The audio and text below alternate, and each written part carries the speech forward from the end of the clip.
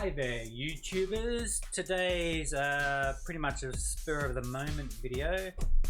While I was online looking for replacement Copic marker nibs, I came across these things, which are the Copic Classic Brush nibs.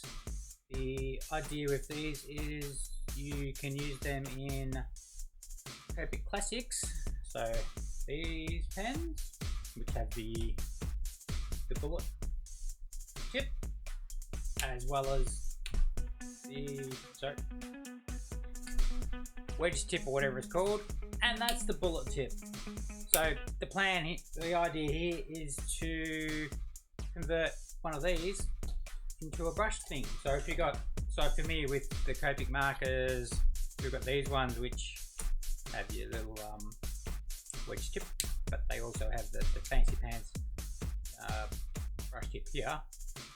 So I was thinking, because some reason I doubled up on my N2, what I would do would, as a trial, use one of these as the brush tip. So let's go through changing a nib over, and then I'll do a quick comparison on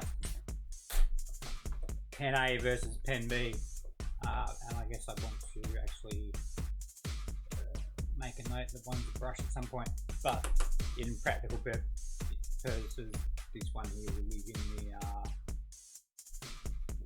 walkabout pencil case, not my big kit.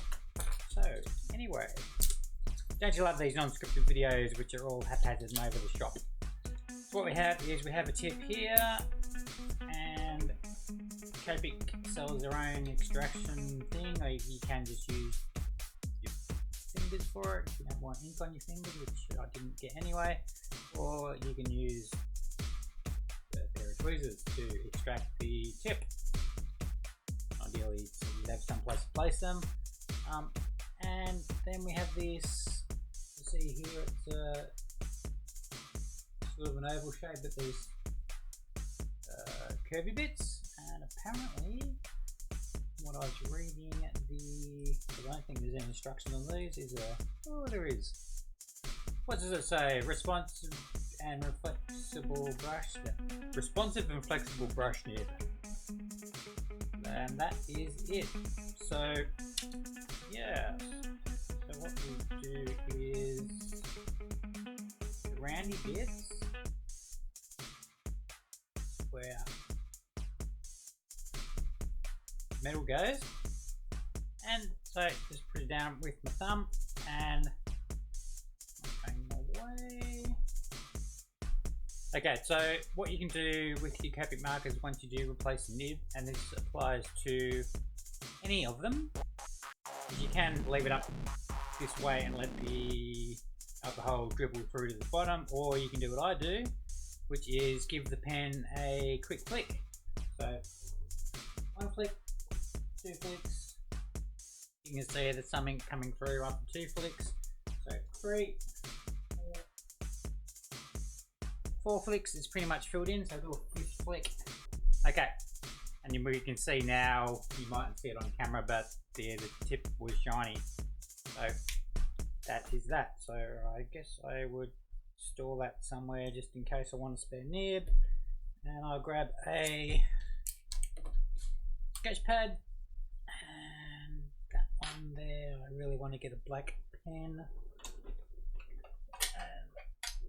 indicate that it is. Yes, brush.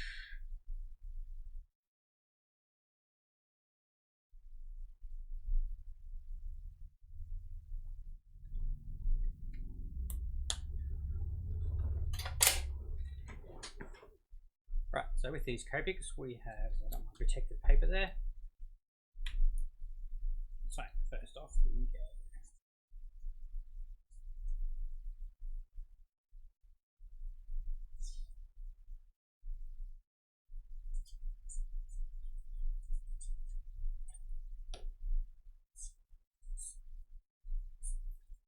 quick and nasty with the bullet tip, and then we'll do the same thing with the non-bullet tip. for a similar thing anyway. Obviously there's more ink in this one. Some people do complain that there's a lack of control with the bullet tip, but if you use it with the pointy end, it's the difference between, I guess, thick lines and not thick. So that's thick versus, I guess, calligraphy wise. Yeah. So I would tend to use a tip if I don't want to have thick lines everywhere.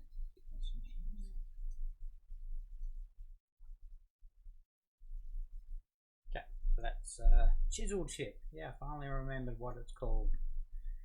Okay, and then next up, let's have a go at the brush tip, which should be similar to the actual Copic brush tip, so more or less.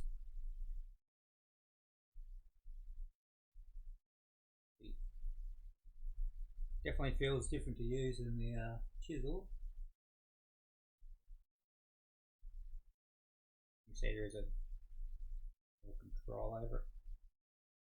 I've seen that I've gotten how to draw in the last two minutes. Whee! It doesn't help that this pen's running a bit out of ink.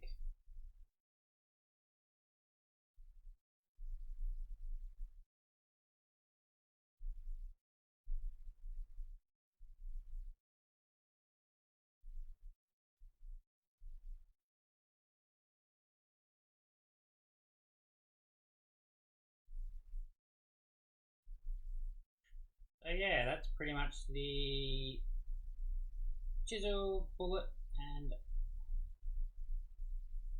brush. And what I'll do after this video is add more ink to my Copic.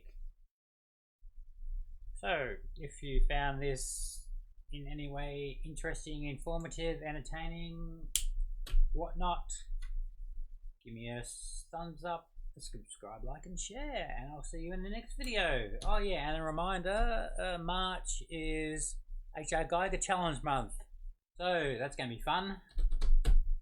See you next time, and take care.